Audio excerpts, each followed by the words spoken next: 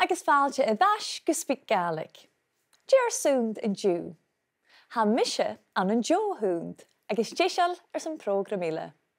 I'm particularly looking forward to this episode, which is about na eileanan, the islands. Na eileanan. And as you know, despite being surrounded by water, some islanders rely on wells or springs for fresh water, which brings me to today's seanachgail. Cha toirt fhèin agus an trógaí. The worth of the well isn't understood until it runs dry. Mar a hain I bhanabhairst animal, you don't know what you've got till it's gone. Cha toirt fhèin agus an trógaí. Agus ha tupper na Gaelic a could hadis in Jew. Shot na haroin. We'll talk about travelling to the islands. Idir bhátashig, idir Malach agus Armatal. Cúine bheith sa bhata sin na seoladh. Calum Maclean is in Skye asking a very controversial question.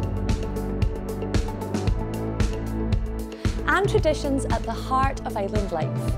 Crofting and fishing. And you're lacking a cúdí, a cúsóprach an a crow. Han táimán in isise cynneach a grí cútegan a ha iad a súd a gáil sa Gaelic, agus am tálachte fáilte a chur Anndra MacAonghais. Na sé Anndra sána crossabust an in Eilean Lois a hau bh hús get a bh farach an in sealman nuach san blian in ga, agus sán ó hiúnig Gàidhlig I gabhú an sa Gaelic. Cur sanna thuige cho fata sé dhéanamh? Ra mi tar siúil nar bha mi na sóige. Hunnig mi tar cultúrún agus dúchanan at eileachd agus chóirtar raim agus bheith gma inch ach. Is te híd háise mi a farchan wutagin fata fallah fan na cultúrach am hín. Agus cimir a chaú timachal an niún sa chuch? Well, céad rud a raim mi agus a raim mi sinnarí of get ha tamaljoch háise mi a brín Gaelic mo farant an ha mi hógáil as a tai le Gaelic agus get a Gaelic aking agus fashion a tix húla cáil fashion a fracart as a bearla. Sé céim mór a sin a bhí brín ví a farantan an Gaelic a díist. Sin go le cutamach a mis mé agus ja mi táis go bhfuil córamach an rás a bhí brín Gaelic mo farantan. Agus is sé gút blianana chin a chuir seachad na thuúr, hánéis na dolanach? Bha mi bhúlta an scíil leis an opar bha mi a ddíanú. A bheith cártaráim a bhí cúpa mar thuir ach a mi ar son búta an ddífar a dhéanú go miú an an Gaelic agus seachán bha ordach am lámh agus seachán is deir sin bha mi am thuí an a classroom a géisteach rí go mbeadh grammar agus spárdach agus bheith dúlaich a dóráiseach bheith is worth it, definitely worth it. Agus sé céim Gaelic a hau díanamh in sin cearst, yeah. Ha maiú a bhí a garachuch rud a hau díanú. Ha hau díanú na rud fat a bheithe ja sé scíile an níos mai. A bhfuil chonnspaideach a bhí a cléachcuch na Gaelic an scíad an moch? Well, ha mi a gopar as a bhú an countún a lochan, so bí tá dunne tína steach chuil lá agus bí a bríon Gaelic. Bí a cleintin na boltachan le brín Gaelic rí chéile agus get na hau díadach a cleintin cimar a háiseibh nó déit a chár. Hau cleintin a hóla Gaelic, hóla rútbig cútrachail agus hau farcing bhfuil na canan beá háast. Rud mór a sin. Sin rud mór. Go má fórsnach go bhfuil sin agad. Na sé seo céiste bheits mi cur ar a thula duine a thuil lorn ar SpeakGaelic. Dé an fachgal neo a napairs Gaelic a Charlotte agus Carson? Well, short a proverb am cheneal túl nach tíc trágach. Ma hu farcin nach el cúsin a dul cear. No, farcin iasol na bhúting mar sin fut tú a gra cheneal túl nach tíc trágach. Sé tú abhasach sná. Agus Joe, mis go gré Joe bhíach smúid a sin de bheitthe ar fad. Sin cears, yeah. Well, táplat go mór Anndra, agus bí Anndra a rás cádarúm na saite a dhir sa prógram, agus smíthe a coit a rist rí sé sin.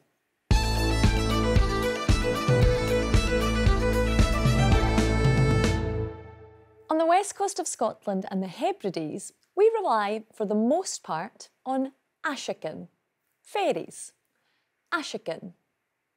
If, for example, you're planning to cross to an island by Ashik, you want to know, kun je visie a sjálug? When does it sail? or depart. Cúnne is seáluch. And note that although some words for boats are masculine in gender, they're referred to as feminine, always as e. To complete your plans, you'll also want to know when the ferry will arrive. Cúnne when will it arrive? Cúnne You could frame that question in a slightly different way by asking Dé chofata sa bhéidí a dul an nódh? How long will it take to go over? Dé chofata sa bhéidí a dul an nódh? And you can ask the same question in the past tense by swapping bhéid for hook. Dé chofata sa hookie a dul an nódh? How long did it take to go over? Dé chofata sa hookie a dul an nódh? If you're on an island or just visiting, how about going fishing? Iascach. Someone may ask you, or you could ask them, An toirt I gáda iascach. Would you like to go fishing? An toirt I gáda iascach. You might go out in an éithir, a small boat. Éithir, using a slach-diascich, a fishing rod. Slach-diascich. Nishe ans na eileanan ha croicht ag mór in gúne. A croft. Croicht. Bí croichteren, crofters, croichteren a gopad a chroicht. On the croft. A chroicht. But note that in some dialects you'll hear a chrucht. Croicht, ja crucht. Chluinne na ga. Often croichteren will keep livestock. Stoch. If someone has a working croft and keeps cúrich, sheep. Cúrich. A couple of useful phrases you'll hear are a trúsach nan cúrach, rounding up or gathering the sheep. A trúsach nan cúrach. And of course, shearing the sheep. A rúscach nan cúrach. A rúscach nan cúrach. Fiachan ishe an tuigsibh cúiste na fachclan agus na haparstin a ha ar Carajan, Patrick agus Sophie a cleachgach an sa chóirich seo.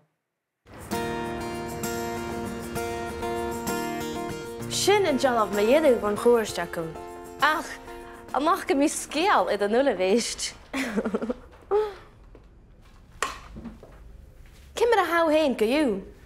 Ha mi gyma? Ha mi fadach gyn gyma misnach al mewn chwrsa nishe. An y carishanach am iddo fi teichgal. Ach, ha mi coed yd earth di cwrt iddo fatashig idir malig agus armatal. Id mo lia gachi. Cúnne bheith sa báta sin na seolaigh?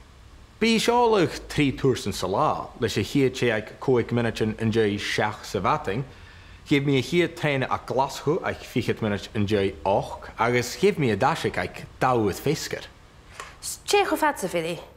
Feri me rí chas an na huarach, agus me sé bata smó a saun, cha todí sinnach me leihir.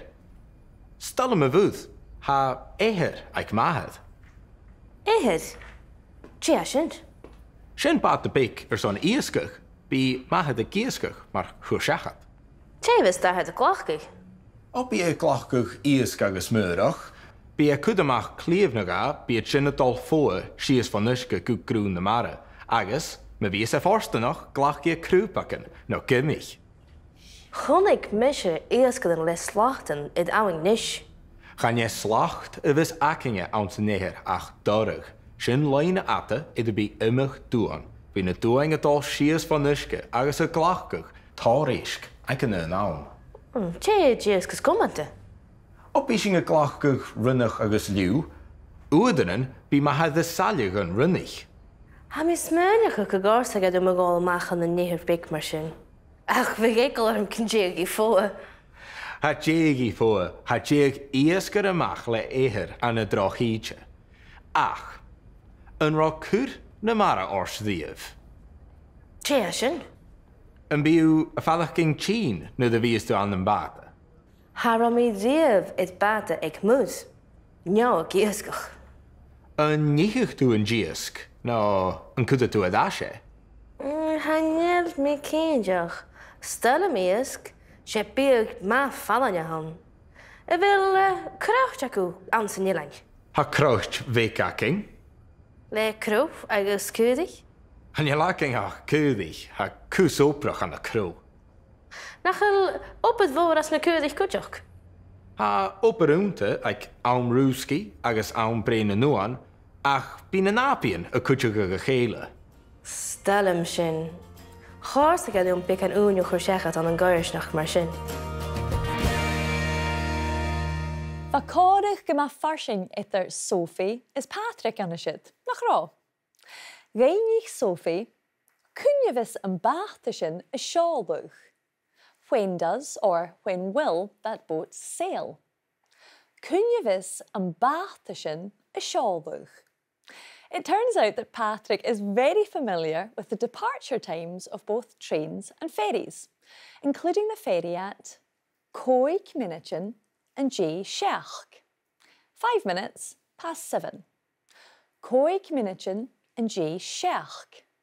And the train at 20 past 8. Faighneachd and Gàidhlig. 20 minutes past 8. Faighneachd and Gàidhlig. Sophie asked about the ferry crossing. Gàidhlig Sgitheanach. How long will it take? Gàidhlig Sgitheanach. To which Patrick replied, bhruidhinn na huarach. About 3/4 of an hour. Bhruidhinn na huarach. But he went on to explain that the bigger boat was faster and only took leorth, about half an hour. Leorth. Patrick certainly knows his ferries, but he also likes the sea and knows a thing or two about fishing.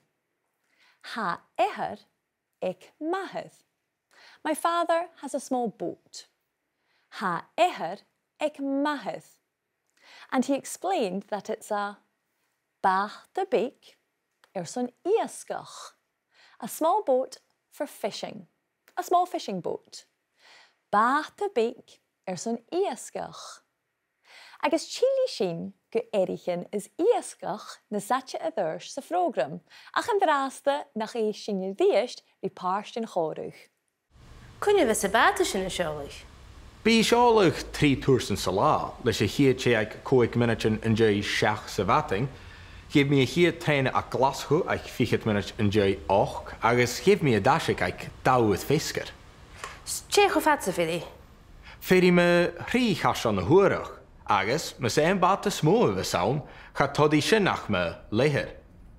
Stalla me bhúd, ha éhir ag mahad. Éhir? Tché a sin? Sin bata beak son iasgach, bí mahad a giasgach mar chuarsachad. Ha ceann cóirí a frógram seo a thuirste chéana le seoram. Bhí ma díadach ún lá, turas a gáil cúide Calum Maclean gus an fhaimí corm a gáidir spléid. An turasa ha Calum arás san Eilean Sgitheanach, ach súil an alnar bachta chos a chaie an núl. In Eilean Sgitheanach, in Eilean no far in Eilean. Beauntain corach, precipitous mountains, beauntain corach, glín íangantach, amazing glens, glín íangantach, agus lochan mara mírvalioch, fantastic sea lochs, lochan mara mírvalioch, cruútíide le. Is pickin tjónig gevile animal. Ach, dé maha in Eilean animal shaw in mealach gönje, deceiving each and every one of us. Yes, in mealach gönje. Hanna ceann go tírt mór le drochait an an nuiciúteach nuachit a cóig, agus canny cúit leis a cheann ha seo gon de jaarich in Eilean. Hannig connspaideach agus cóstrí in cos na drochait, controversy and conflict, connspaideach agus cóstrí. 2 good words to always have on the tip of your tongue. Ach an drochad a tokal ceist chutramach. Ceist nach jecha yespit. A much bigger question that hasn't been debated properly. Chunna seo. Mar a ha an shenach gul a gra, cha tukur fame na toprach gus an treugi. You don't know what you've got until it's gone. Or do you? Ha Gillespie Ferguson trich geukenin an in Leòdhas, agus go leor sin mu eileanan. He's surrounded by books. Is cínteach can be bech ekesin gírach a haun in eilean.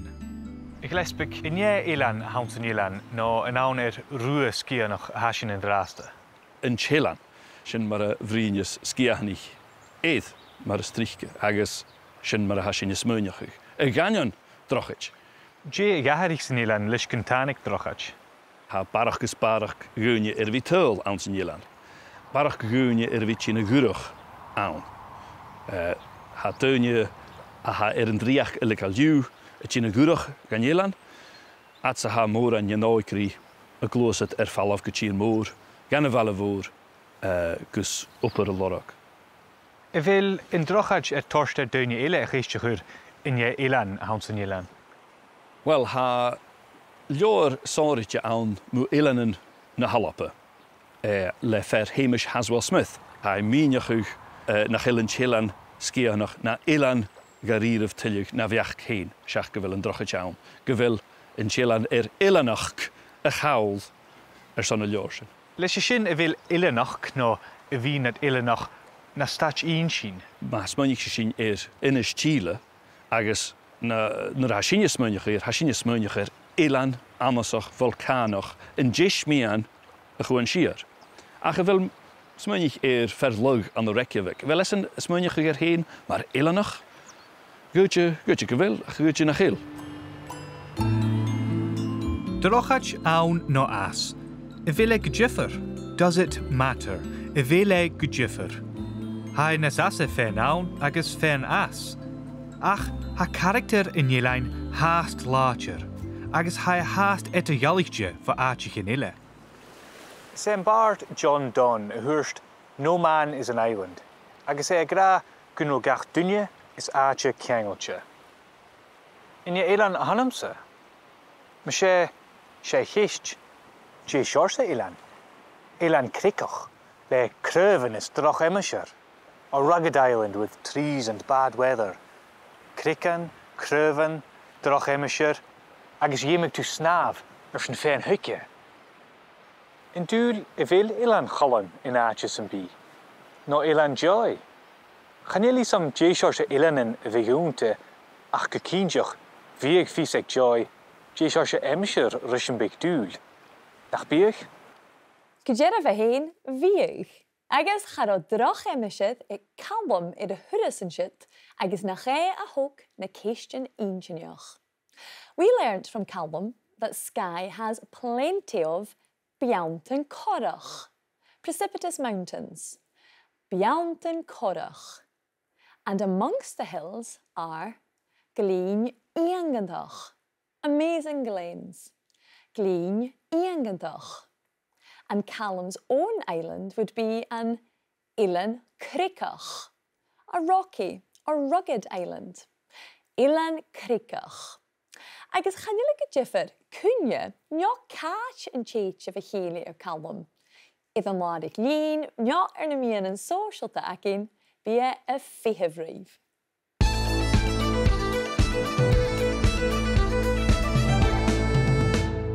Inise ha Anndra I dheis cóilbharúm agus Anndra sé ceist chonnspaideach a bheith ag Calum an siad. Did a bheach an eilean haun san Eilean Sgitheanach? Os sé ceist deirmh sin ach canín go bhfuil ha leos agus na héadach cíáint í chéile ach má chanistí leos ach na héadach go bhfuil na áite haun feitú a bhíhalú ach a bhíad a gceintach rút, so canín go bhfuil. A bhí sé dul lecht. Agus dé ha cóirsta dút a bhí furach ar na lochan? Char mí riomh á tangles a mí níos a bhí furach an an áitcho bria agus ó sámailt. Chanelí á tangle ní ra na sóice ach agus a mí heolach a bhí anna son ginineach an cúideach so seat sóníte han. Na sé bhá sa furach iad Eilean ach túh ile an túil, Cosala chaú an dá seach go seall an nuach? Wel, mae ffarag yn wythyn lwrs gynnwch, agos fa mi ar son sial nhw a ffech yn fatam o fehe. A tielach yn ôl, ac yma nôl as a Wellington, so a Kiel siac am, a brwyd be Kiel siac am ri Wellington. Fa mi ffyrwch cwlydw ar son 3 miasan, agos draen a toirio. Cymryd yma seall an nuach jifrichte fo Eilean Lewis? A barach ar i anu, yn cyntiach, a tol barach ar i anu, agos se balch biol, sé balch biol a hawn, agos. Na hau ar son hiking, dwi'n mar sy'n ffyrdd dwi'n falaf, agos biw awn yn yw'r a hyd. Agus a rocorym yn siw a lecet at y faw awn? Fa, a chaimi, môr ac yma yn Eilean yn Pacific, chaimi gw Samoa, ar son gysig fe, sy'n ach gyrach mi efallach. Rydych bwg môr o'r rhaid cosach sias yn strad yn hau an y clach yn oian, bielaf na taian as a garach. So, a tielach a cielach môr gyda dyna sy'n. Apeth Eilean, fe coirs nach lach am fo o gra. Nes i, Jane Thatch yn yn sgíide y biarlaeth? Wel, an mi bwyd cyntiach, a hwyl at yn bian yn tŵ jes, a gyrach mi efallach Mount Cook, mae yw'r son hiking, at yn bian yn tŵ jes, ha dyn mi siacad Wellington, has da mi has da gawntar yn wydbeg. Agus, nyr y chriach ni chystw yn cwrs aged, a fel yw'n dŵl fyrach an y Leòdhas, neu am befalet glwysad y Gàidhlig? Ach, mi bwyd cyntiach has, da mi gyrach an y ceim y codr yn yr ast. Heich mi far y fiach na codr yn mi ysmynach. O, wel, taflet gymwyd sy'n Gina Frinrin SpeakGaelic, agus gyrma heich lecht leis y chwrsa. Tablet. And remember, to support you with your learning, you'll find a subtitled copy of this episode and every other episode in the series on BBC Alba's YouTube channel. Ach, Jimmy ein eisteach ri bicangin chorig a fa eithar Sophie, agus Patrick in the betraia, sy'n cwrtnar cynnia, ein a fa ta brian. O bi e glachgwch iasg agus myrach, bi e cwdamach clíomhnagá agus, me bi e forstanach glachgi e crúpacan, no gymich. Chonnig misje eerst een les slachten het ouwing nish. Gaan je slacht vis akinge aan zijn neer ach dorg. Sin leine atte de bi immig doen. Bi ne doing het al schies van niske, agus a glachgwch, tárisk, ik kan een naam. Tje, jeeskus kommante. Op bi sin a glachgwch runnig agus liw, oedenen bi ma ha de sallig een runnig. Wil krauchtjaku aan zijn jelang. Ha kraucht vekaking. Le kroop, agus kudig. Han je laking ha kudig, ha kusoprach aan de kroop. Nachel op het woord als me kudig kutjok. Ha opperunte, ik aum ruski, agus aum brene nuan, ach bin apien a kutjige gele. Va Patrick is Sophie a brin me iasgach, agus yn nuedd sin me chroichtjedach. Patrick talked about his father catching iask agus murach. Fish and shellfish. Iask agus murach. He named some murach, including crúpagan, crabs, crúpagan, and gimmich, lobsters, gimmich. He also explained that his father works by a curamach cleave, putting out or setting a creel. A curamach cleave. Patrick said that his father used a dorch, a hand line, dorch, to fish, and he helped Sophie out by describing the dorch. Fhèin atte bi immig doen, a long line with lots of hooks. Fhèin atte bi immig doen. Nuair a visit a giasgach, Biet a glachgwch, rwmach agus liw. Mackerel and laith. Rwmach agus liw. Agus oeddanen bi ahar Patrick a salig and rummig. Salting the mackerel is salig and rummig. Patrick's family also have a croicht veik, but he explained that chanjelakin ach keurig. We only have sheep.